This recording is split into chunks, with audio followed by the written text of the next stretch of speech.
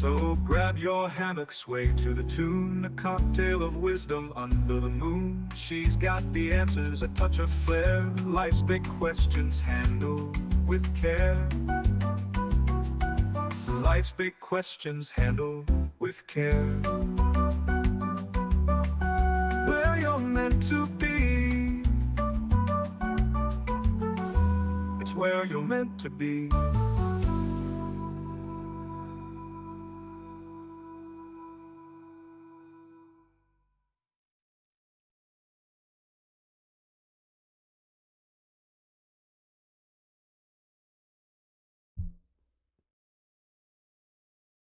Welcome to another Night with Phee right here on the Phee Smee Network.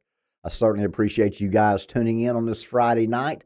Basketball games are going on all over the place, and Arkansas is playing Oklahoma. The problem with having 4 children that are grown and married is sooner or later you're going to find one that marries an Oklahoma boy and moves over to OKC. And now they're sending me texts this morning talking about how OU is going to beat Arkansas. So that game is fixing to start, and I hope that Arkansas puts them in their place right here, right now on Night with Phee. Anyway, topics tonight include overpopulation. Overpopulation with Bill Gates. Pfizer's at it again. How can they get in the cheese market and also now trying to develop a pill for mind control? 90% of all girls' communication is body language. And the son of perdition, right here, right now, on Night with Phee. Thank you guys. Hit that share button, like us, love us, do whatever you can to help the Phee Smee Network as we continue to bring you great things ahead of the curve. If you want some knowledge, you want some info, tune into the Phee Smee Network, because what we've been talking about for 9 months is now on every single news outlet. So we will get into those topics tonight, but first we will get into the riddles of theology. I got a couple of easy ones and one little hard one tonight, so let's see if you guys, how you do on the riddles of theology. First riddle of the night. What has a neck but no head? What has a neck but no head? Step right up, ladies and gentlemen, boys and girls, and answer the riddle of theology. What has a neck but no head? The correct answer would be a bottle. Thank you guys for playing the riddles of theology. Second question of the night. 2 girls were born to the same mother on the same day, at the same time, in the same month and year, and yet they're not twins. How can this be? 2 girls were born to the same mother on the same day, at the same time, in the same month and year, and yet they're not twins. How can that be? Little toughie. Let's see if you guys can get the tough one of the night. 2 girls were born to the same mother on the same day, at the same time, in the same month and year, and yet they're not twins. How can this be? The correct answer is the 2 girls are 2 of a set of triplets, 2 girls and 1 boy. Thank you guys for playing the riddles of theology. Last riddle of the night. What 2 things can you never eat for breakfast? What 2 things can you never eat for breakfast? I bet you guys have had a lot of different things for breakfast, but these are 2 things you can't eat for breakfast.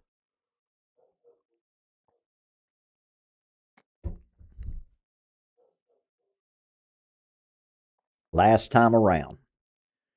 What 2 things can you never eat for breakfast? The correct answer is lunch and dinner. Thank you guys for playing the riddles of theology. Well, we're talking about overpopulation tonight because that seems to be a real issue for the United Nations and Bill Gates. You know, United Nations will be that one world beast system. It will be the United States versus the United Nations at the end of this Sixth Trumpet War, which is World War III that's going on now. It just hadn't hit your mainland yet. But after that, we've got another 3.5 years of the wrath of Satan to go through. So that will be a rough time. And all of these people are talking about overpopulation. You know, in Revelations 9:13, it says that these two angels will be loosed out of the Euphrates rivers to kill a third of man. So if there's 8.3 billion people on the earth or 8.2 billion people on the earth, you're looking at about 2.77 billion people being eliminated during the World War III, which is nuclear war, smoke, brimstone. And what you're going to find is this overpopulation is not going to be a big problem, but they continue to try to make it one. So again, let's hammer on Mr. Gates a little bit tonight, and let's listen to the verbiage here of Mr. Gates as he's talking about overpopulation.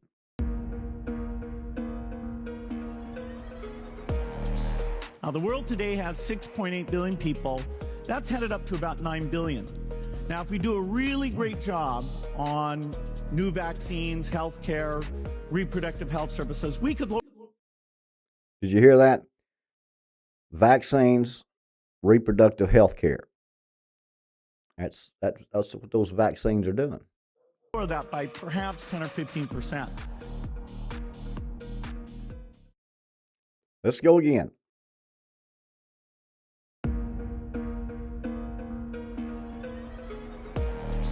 Now, the world today has 6.8 billion people. That's headed up to about 9 billion. Now, if we do a really great job on new vaccines, healthcare, reproductive health services, we could lower that by perhaps 10 or 15%. Can lower that by 10 or 15%. You know, it amazes me when you think about what these people sit in rooms and talk about. How can we get rid of the poor people? How can we control people's minds? Let's do some vaccines. Let's genetically modify some mosquitoes and some ticks. Let's introduce some new viruses. Let's do some bird flus. Let's eliminate all this meat while they have to go to the genetic lab meat. Let's continue to poison the soil for the farmland. And let's continue to put pesticides like Roundup and all these other poisonous things that have caused cancers for so many years. Let's continue down that road because these people, if you put them in a room, they'll say anything. Like vaccinations and reproductive health, we can actually cut overpopulation by 10 or 15%. Now, that should concern you.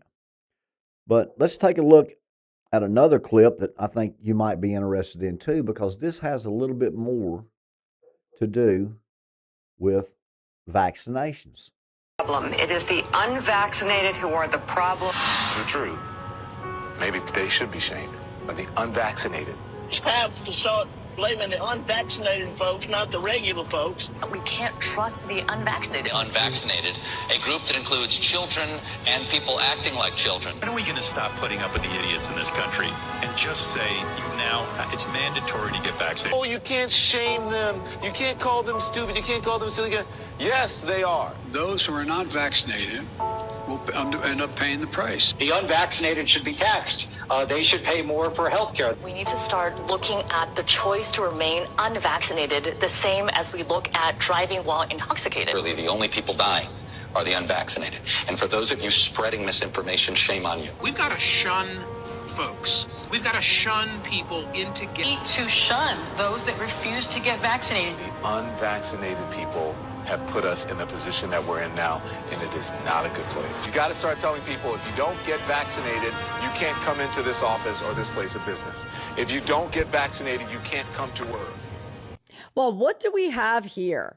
The CDC has now put a black box warning on the COVID shot. And if you don't know what that is the most extreme warning they can put on any product.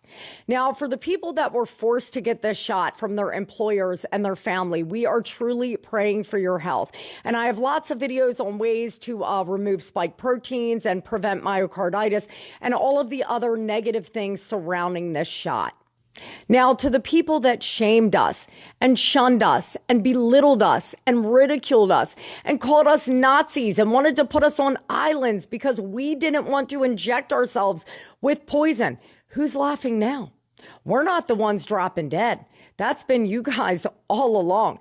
And we tried to tell you, we tried to prevent this, but you didn't want to listen to us. You wanted to listen to the media, and you bought into one of the greatest scams humanity has ever seen. And thank you to the 30% of the population that was smart enough to use their God-given discernment that something wasn't right with this shot. Now, I will say this, if you want to humble yourself and become a better person, all of you assholes need to go apologize to your family, to your friends, to your coworkers, to the ones that you made feel like a piece of shit. Excuse the language there, as I did not get it cut off in time. But you see the point. Propaganda, changing the narrative. They just move it very slowly, the culture, to where when everybody tells you that you're such a bad person for not taking the vaccine, the unvaccinated, when studies after studies after studies have shown that the unvaccinated are much better off than the vaccinated, that unvaccinated babies, they live. They don't have any of the autoimmune diseases. They're not getting aluminum in their vaccinations. They're not getting nanobots in their vaccinations.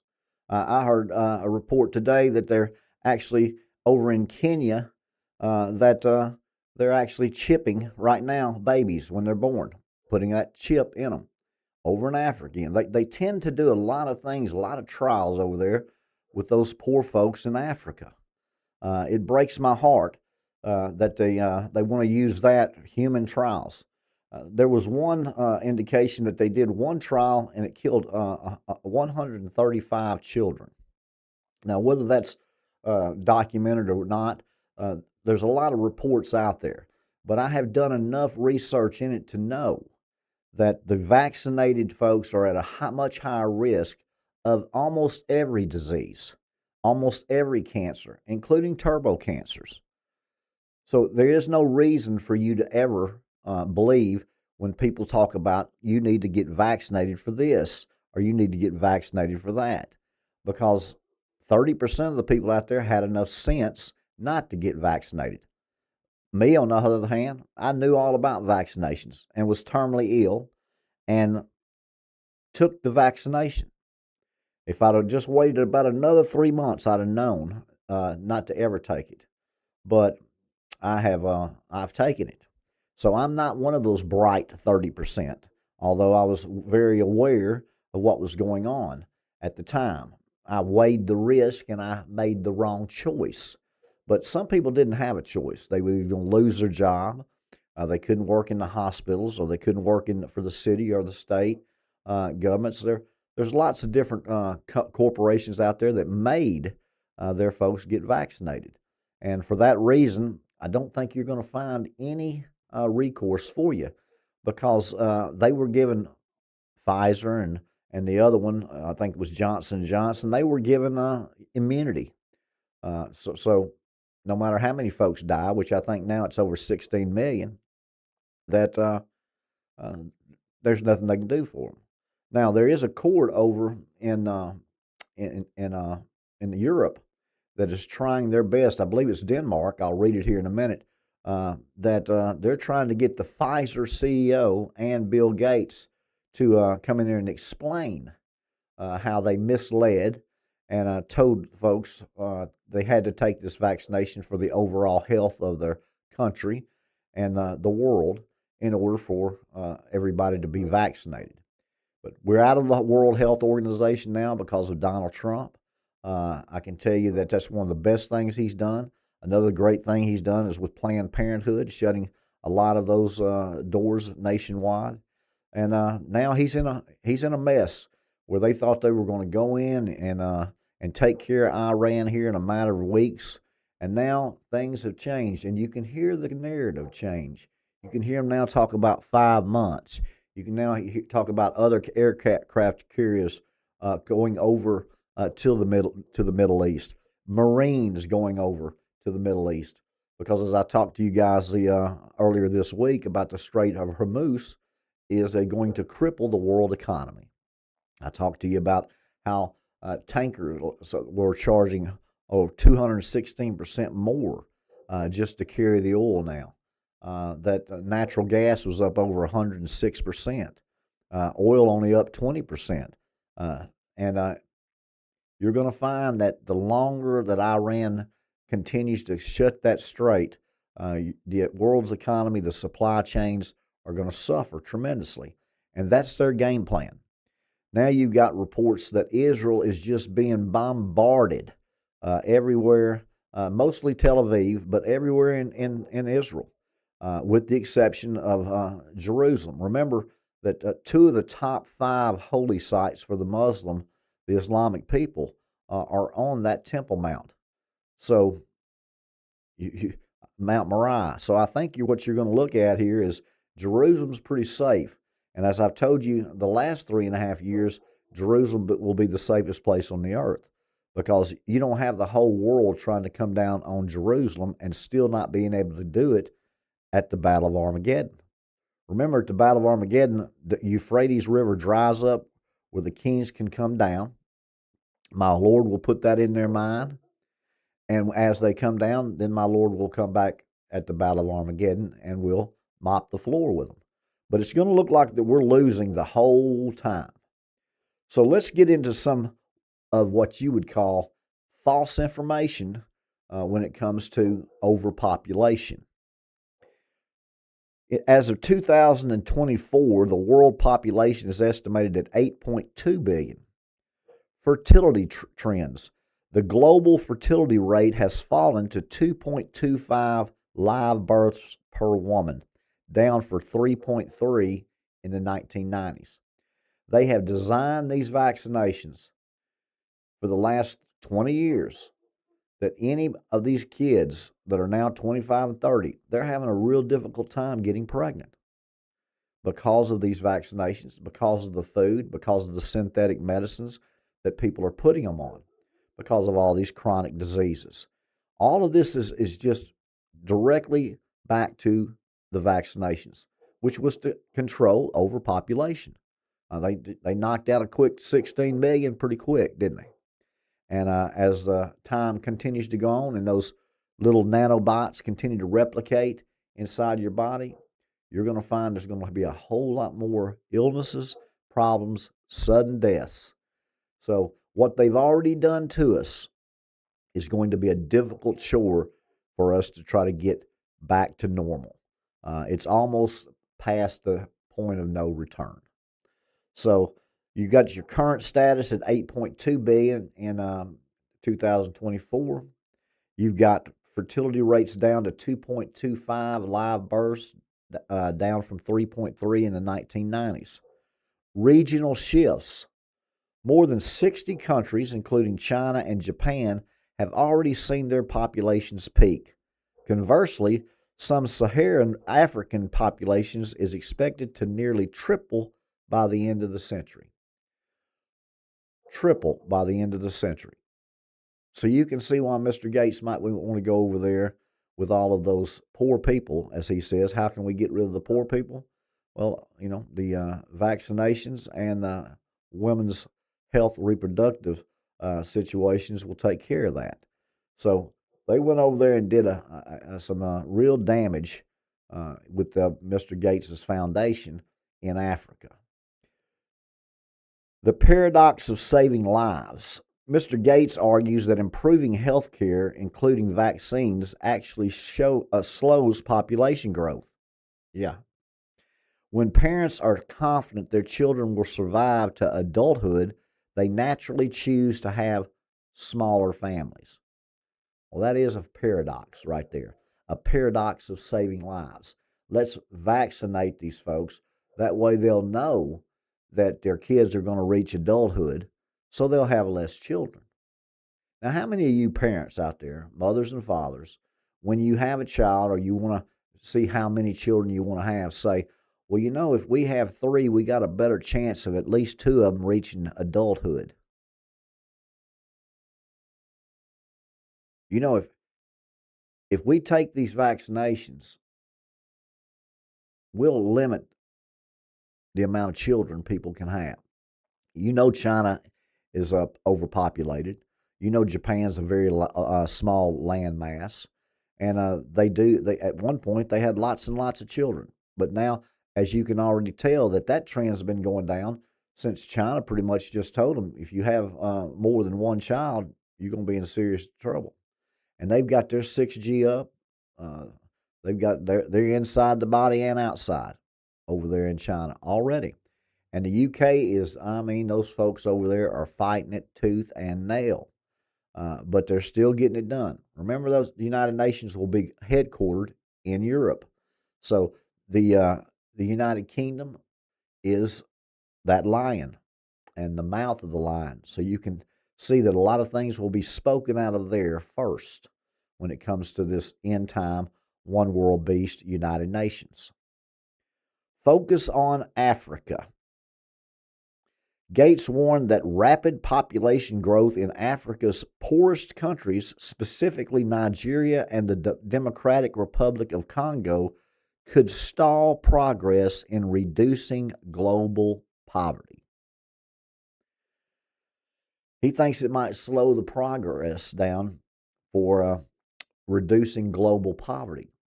So let's just go over and run some trials on them with some vaccines and see if we can eliminate a whole lot more of them real quick. It's totally amazing to me. Climate. Boy, these United Nations folks love this climate, this green peace, all this alternative energy. Climate and population.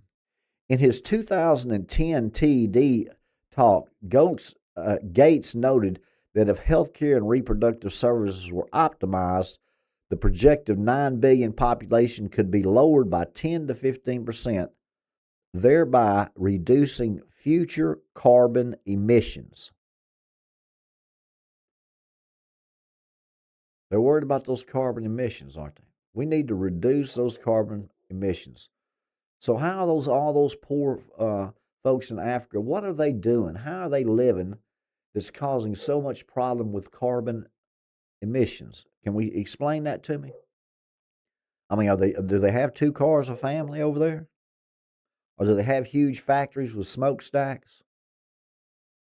What type of industry do they have over in the Congo and Nigeria that would be hurting the climate?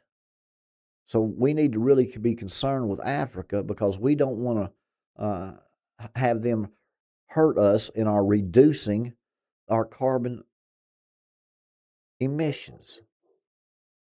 I mean, just say that out loud. The poorest people in the world, and they're worried about their carbon emissions.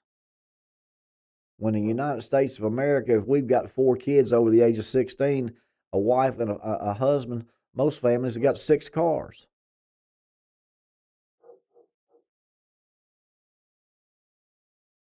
Climate and population. I tell you, those are 2 big agendas in the past for the United Nations. Now, this year's is misinformation and disinformation. So when you hear those same 50 people from 50 different news outlets saying this exact same thing, from late night shows to radio host shows to all kinds of news shows, including congressmen and representatives in our government, and I don't know if that was him or a clone of him or someone wearing a mask based on if he's dead or not, who knows. But Mr. Biden said they'll be the ones paying the price. Well, I think that the people who got vaccinated are already paying a tremendous price. Optimization and challenges. In late 2025, Gates expressed concern that a reduction in global health aid could cause child deaths to rise for the first time this century. potentially leading to 12.5 million additional deaths. So he really believes that if we do not get this reduction of global health, if we don't get these vaccinations out, you know, he gave $45 billion, and now he's making billions and billions of dollars, a lot more than 45 billion, on these vaccinations. So it was a business play, as well as how does he get to be from a supposedly starting Windows at Microsoft to now where is he a doctor? Is he working with the Centers of Disease Control? What type of money does it take to gain access to all these labs? He's got labs all over the world doing all kinds of crazy, crazy things, including genetically modifying mosquitoes and ticks to cause diseases and to vaccinate people unknowingly through mosquitoes, as well as doing all kinds of things to our meats and vegetables. Lab butter? Lab meat? Who are they selling that to?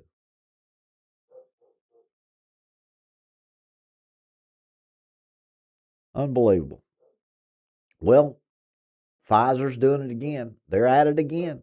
They got in my cheese market, because I love cheese, all types of different types of cheeses, and how a pharmaceutical sales rep gets somehow, some way into the cheese business amazes me. But they're at it again. These folks are amazing me. And for that, I'll just go ahead and let you see this, because this woman is another one. She's very bright. I don't appreciate the language here, but I do, and I do apologize for that. But she is very bright. Let's listen to this. To force behaviors, and at BlackRock we are forcing behaviors. Citizens will be on their best behavior because we're constantly recording and reporting everything that's going on. Which would penalize, fine people who don't have the appropriate behaviors. And we're going to need to change behaviors. And short-sighted behaviors that undermine collective progress. FDA approved the first electronic pill, if I can call it like that. It is basically a biological chip that it is in the tablet. And once you take the tablet and dissolves into your stomach, sends a signal that you took the tablet. So imagine the applications of that, compliance. The insurance companies to know that the medicines that patients should take, they do take them. It is fascinating what happens in this field.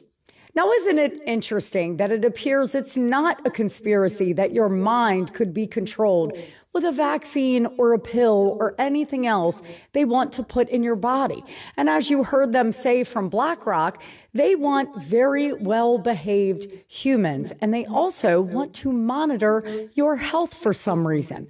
So sadly, this is what we are up against and their plans for the future of humanity.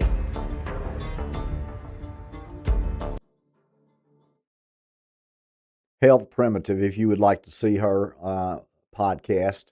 Again, BlackRock is your largest shareholder of most of the stocks that you're well aware of, with over $13 trillion in the market.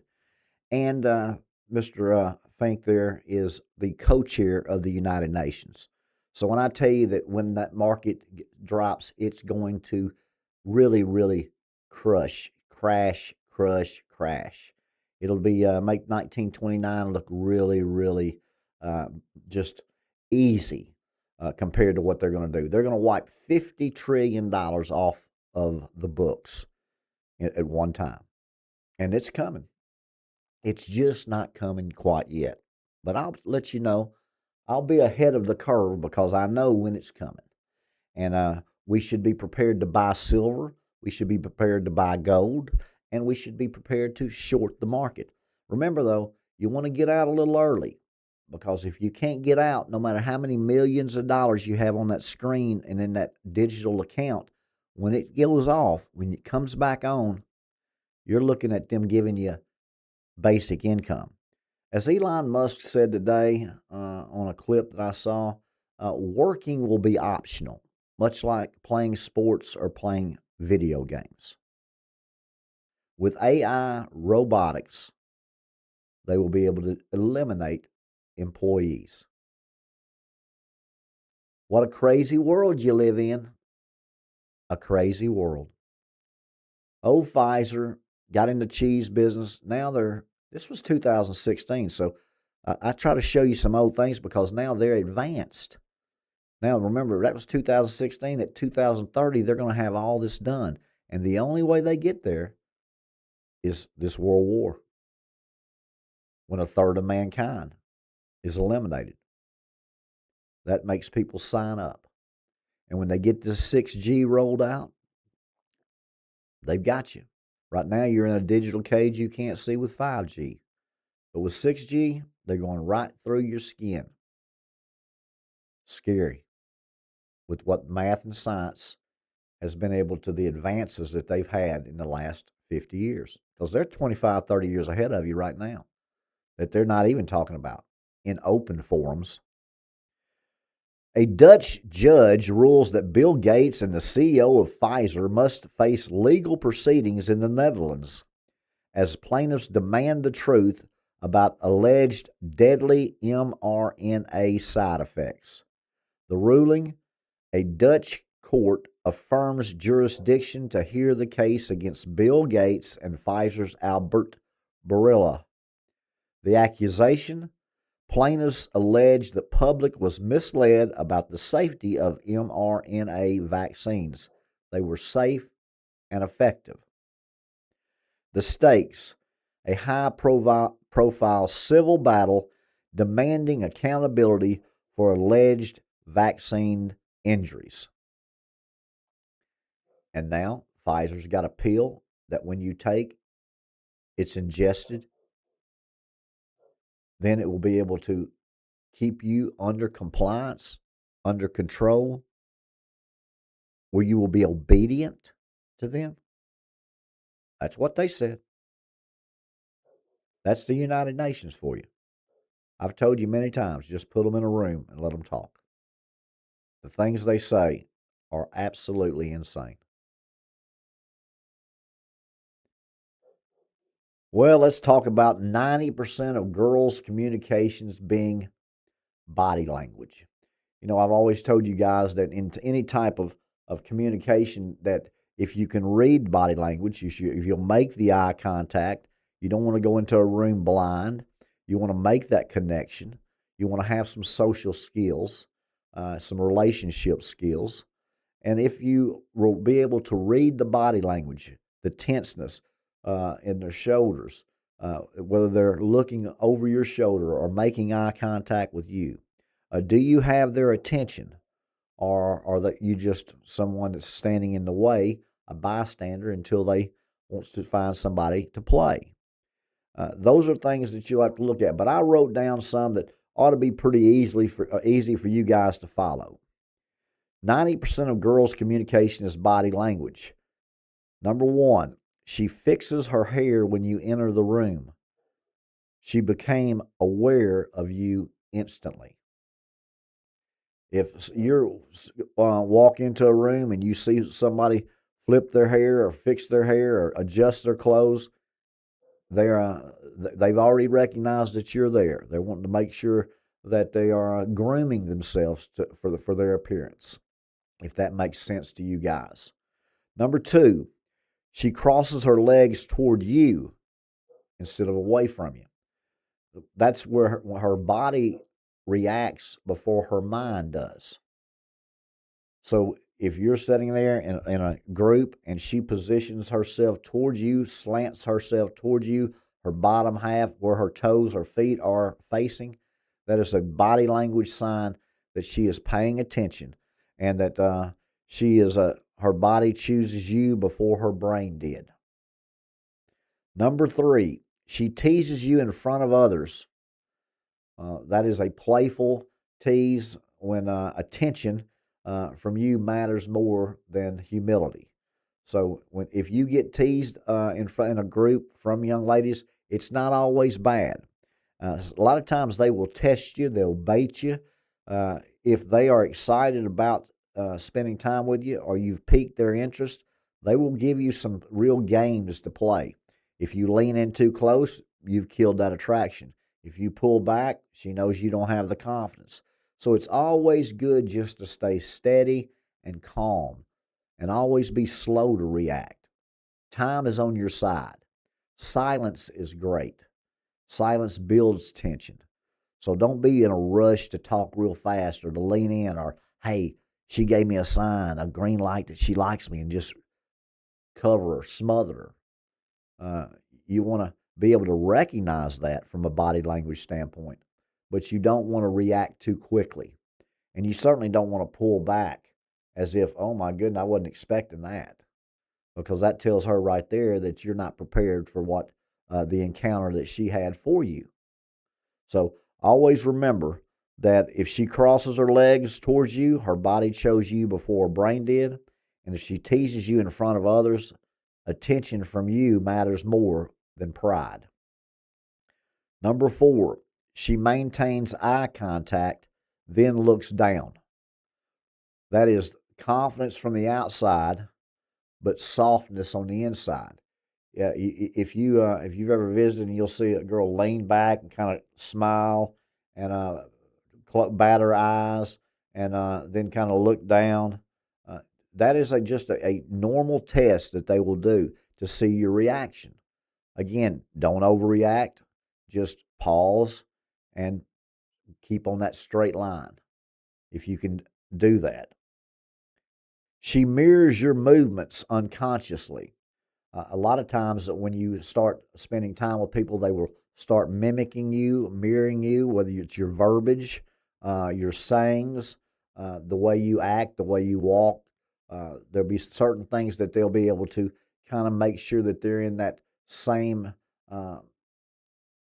vicinity of you. So that is very important, that if she mirrors your movements unconsciously, that attraction makes people copy. And that is so true. I've seen it from the grade school on, that if somebody's attracted to you, they will mirror your habits, they will mirror your attitude, they'll mirror your personality, and they'll mirror your verbiage.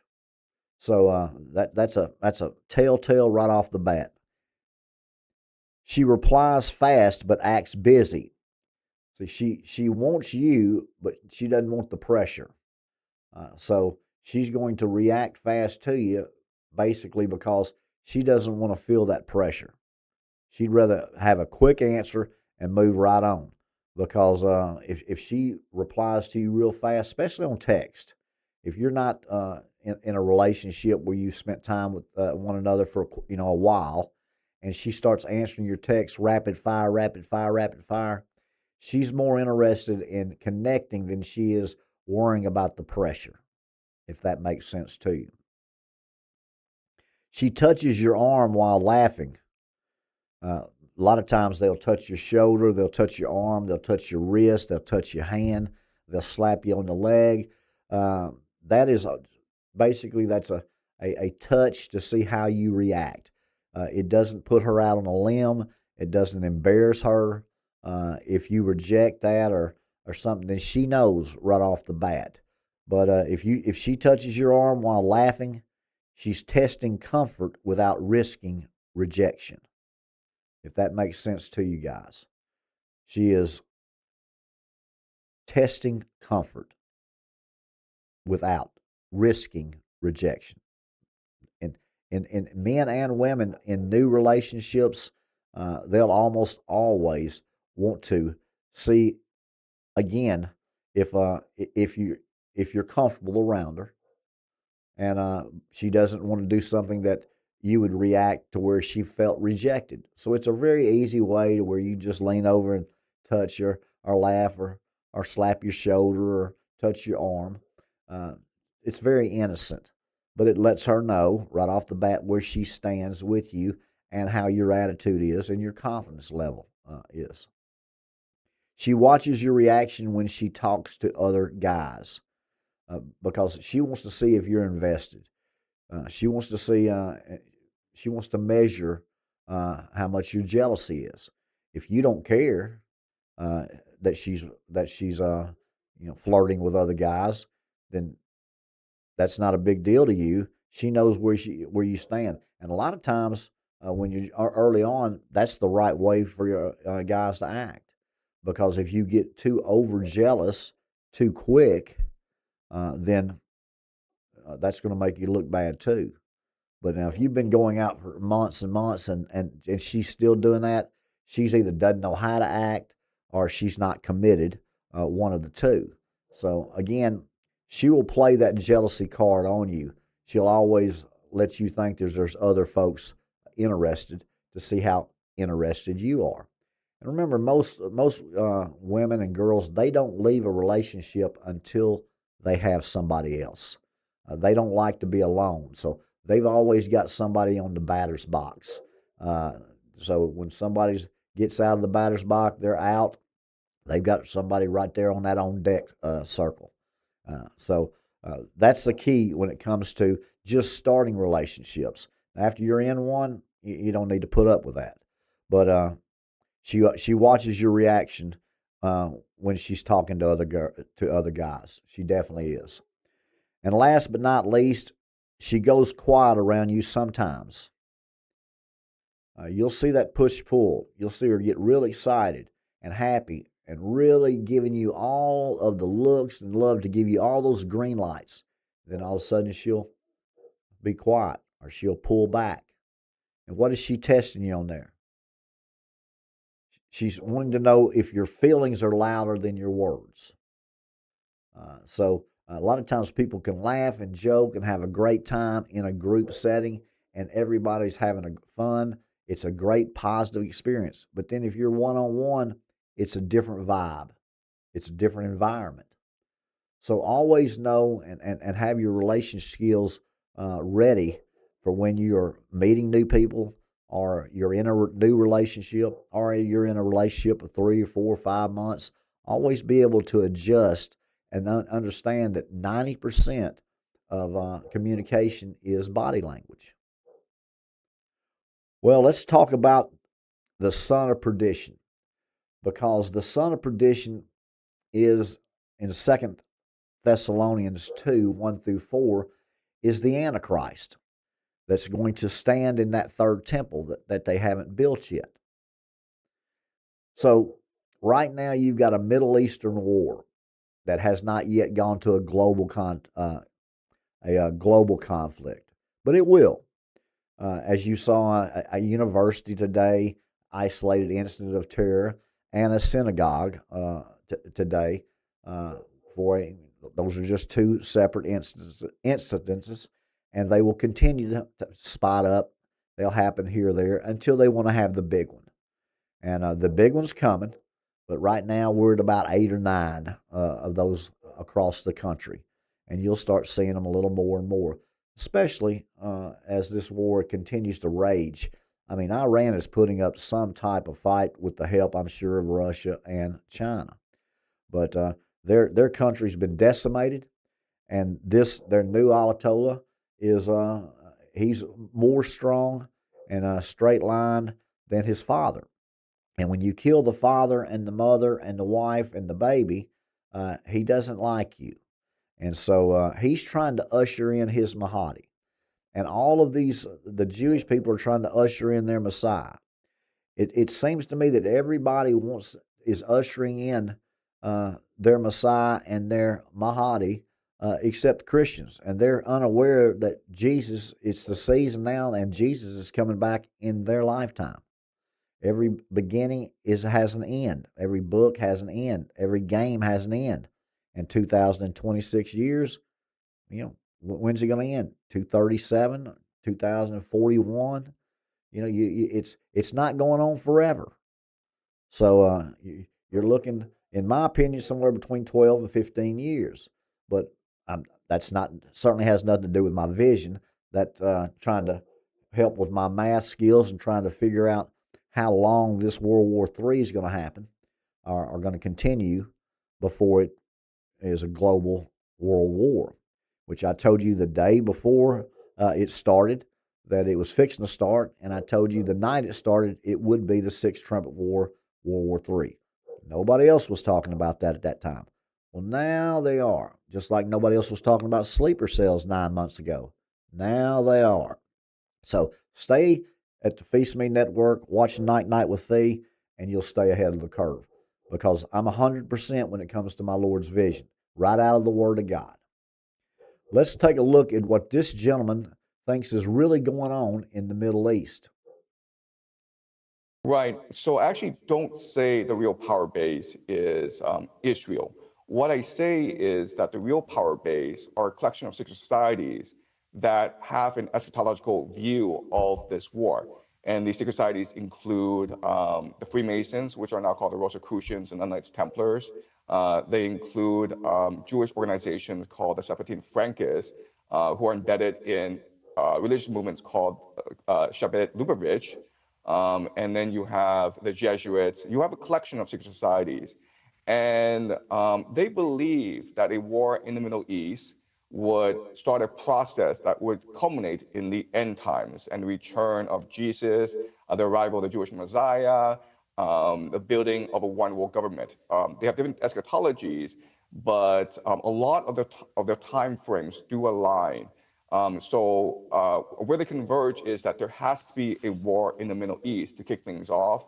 This war in the Middle East will lead to the defeat of the American Empire, and this will lead to the culmination of the Greater Israel Project, where Israel is able to control the Middle East from the Nile to the Euphrates. Once the Greater Israel Project is in place, it will transform into the Pax Judaica, which is an AI surveillance state. This will eventually lead to the war of Gog and Magog, the destruction of the Al-Aqsa Mosque and the building of the Third Temple, the return of the Jewish diaspora to Jerusalem, and the arrival of the Jewish Messiah or the Antichrist. So they have the script scripted out. And unfortunately, a lot of world events are conforming to this script. You can see there where when he talks about Gog and Magog, that's talking about Russia coming down at the Battle of Armageddon. Remember, I've talked to you in the last couple of weeks that Russia will survive a World War III and that Iran will survive. So no matter what they're doing over there now and thinking about a regime change, in the last 3.5 years, when my Lord comes back at the Battle of Armageddon, when the seventh trumpet, Iran will still be in control or on this earth, because Gog and Magog, all of those areas up there will be coming down to invade. And remember, you don't invade a city that you already have conquered. So after 3.5 years, they still haven't conquered Jerusalem. That's how strong my Lord is. So let's think about the son of perdition, or the Antichrist. We'll go to 2 Thessalonians 2, 1 through 4. Now we beseech ye, brethren, by the coming of our Lord Jesus Christ, and by our gathering together unto him, that ye may not be soon shaken in mind, or be troubled, neither by spirit, nor by word, nor by letter as from us, as that the day of Christ is at hand. Let no man deceive you by any means, for that day shall not come, except there come a falling away first, and that man of sin be revealed, the son of perdition, who opposeth and exalteth himself above all that is called God, or that is worshipped, so that he as God sitteth in that temple of God, showing himself that he is God. So Paul in 2 Thessalonians is telling you that Jesus isn't coming back until that Antichrist stands and exalts himself in that temple that hasn't been built yet, making himself rising above everybody and everything, including God. Now, I heard a lady today talk about the third temple's fixing to be built. The third temple's on its way of being built. We don't have long to be on this earth. We've got to bring people to Christ. We're fixing to be raptured out of here any time now. They are fixing to build that third temple, and we won't be here to see it. Matthew 24, immediately after the tribulation.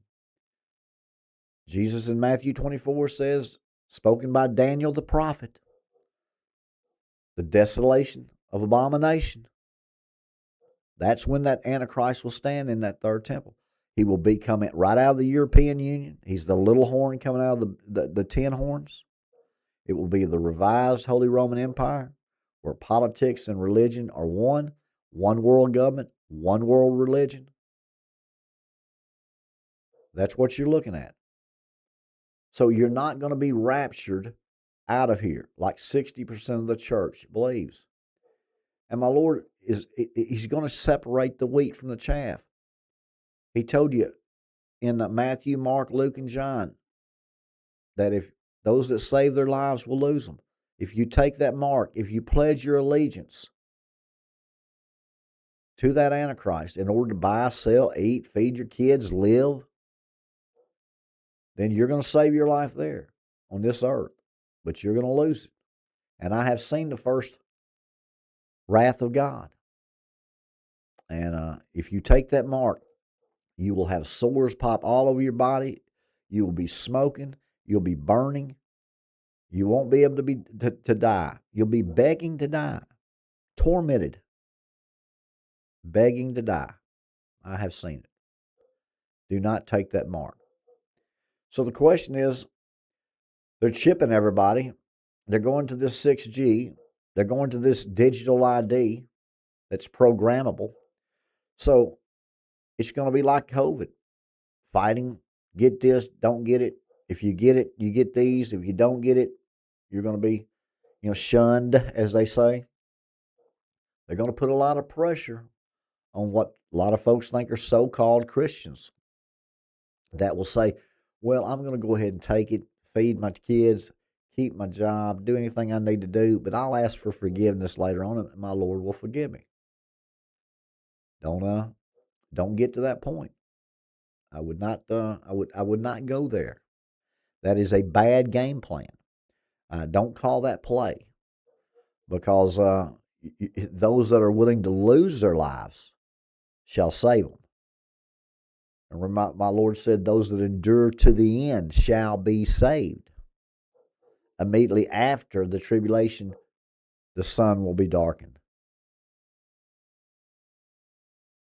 He's going to separate the wheat from the chaff.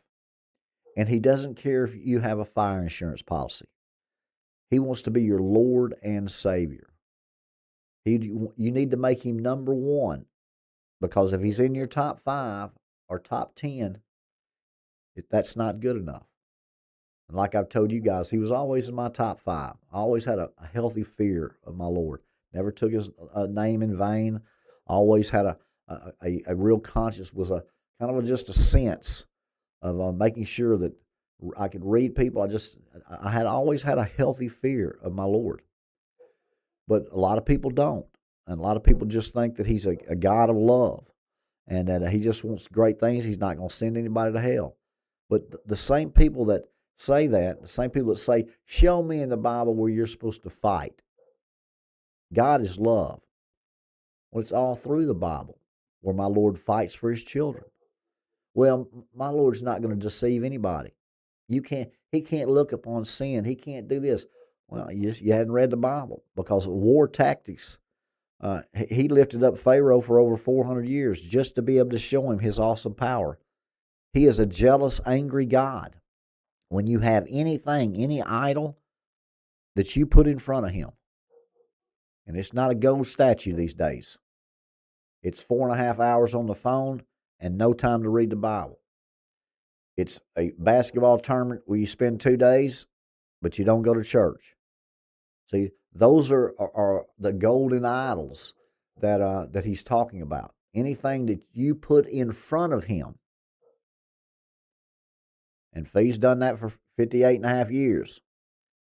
And it's not easy to change long term. You can change short term, but if you don't make it a priority every single day, get up and get prepared with your priorities straight. And you know your priorities should be your Lord Jesus Christ. Number one, make decisions based on His word. on the basic instructions before leaving earth. His word is truth.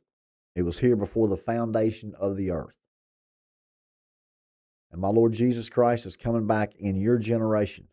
But he's not coming back until that son of perdition stands in that temple, that false prophet, proclaims him as God.